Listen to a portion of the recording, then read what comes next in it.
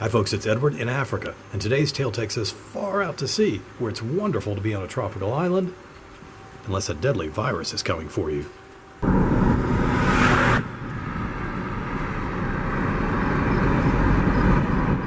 You fly from Johannesburg or Nairobi 4 hours straight out into the Indian Ocean, and you come upon this gem of an island. That is Mauritius. Now, Mauritius has two problems when the coronavirus is on the loose. Number one, its international airport is its gateway to the world, not just for tourists, that's a huge industry, but also for investors and business people who are involved in. It's a diverse economy, which includes information technology, agriculture, textiles, and increasingly many other things.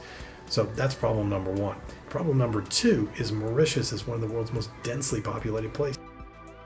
Looks pretty empty from above, but there's actually about 1.3 million people down there living in pretty dense towns and cities.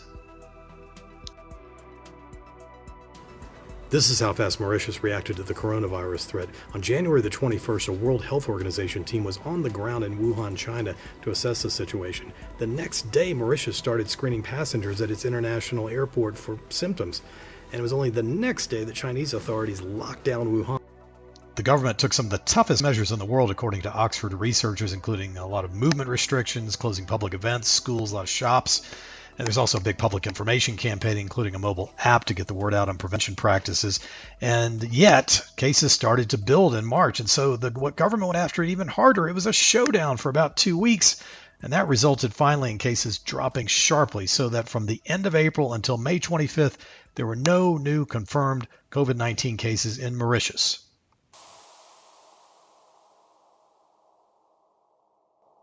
Now, folks, crushing the coronavirus is just the first step for Mauritius because the country's economy is in recession, according to the IMF, and the national airline, the wonderful Air Mauritius, says stop passenger flights until the end of June. It's just struggling to survive. Just one indicator of the tough times that Mauritius still has to get through, and the world too. Now, folks, I've left information down in the description box, like I always do.